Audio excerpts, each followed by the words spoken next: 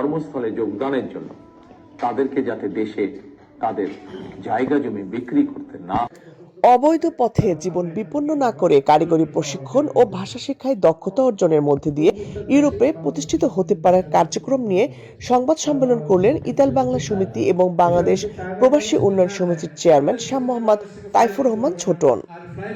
এই সময় তিনি ইউরোপীয় শ্রমবাজারে বাংলাদেশের জনশক্তিকে দক্ষ জনশক্তি রপ্তানির একটি মাস্টার প্ল্যান বাস্তবায়নের সকল রূপরেখাগুলো নিয়ে কথা বলেন।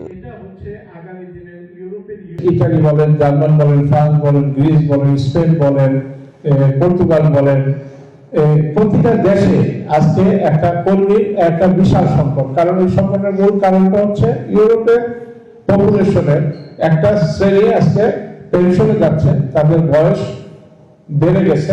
অপরদিকে ইউরোপের এই যে জন্মের যে রেশিও, বার্থ রেশিও, এটা হলো নিম্নগামী। ফলে ইউরোপে জন্ম এবং মৃত্যুর যে হার, সেই তুলনায় আজকে জনসংখ্যা বৃদ্ধি হচ্ছে না। জনসংখ্যা বৃদ্ধি না হওয়ার কারণে ইউরোপের মধ্যে ব্যাপক কর্মীর সংকট রয়েছে। যারা আজকে বয়স্ক হয়ে পেনশনে যাচ্ছেন, তার কাজটা রিপ্লেস করার জন্য তরুণ প্রজন্মের লোকজন এই কাজগুলিতে এসে রিপ্লেস করছেন না।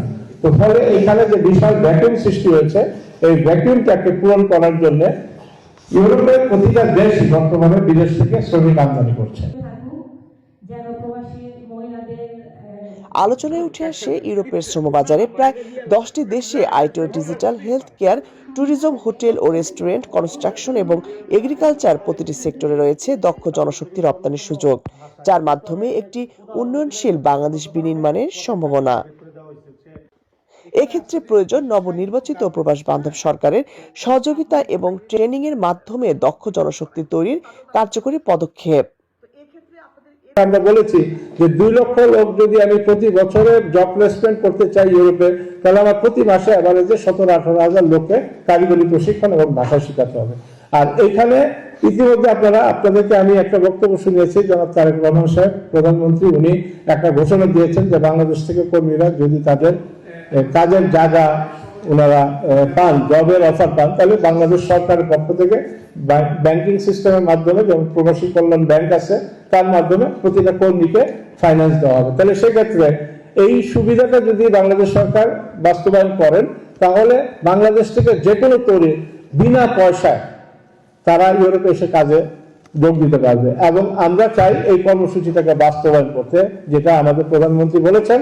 আমরা প্রবাস থেকে প্রধানমন্ত্রীর এই কর্মসূচিটাকে বাস্তবায়ন করার জন্য ইউরোপের রাস্তাটাকে আমরা প্রশস্ত করতে চাই এবং আমরা এখান থেকে এই ব্যাপারে প্রয়োজনীয় সহযোগিতা করতে চাই।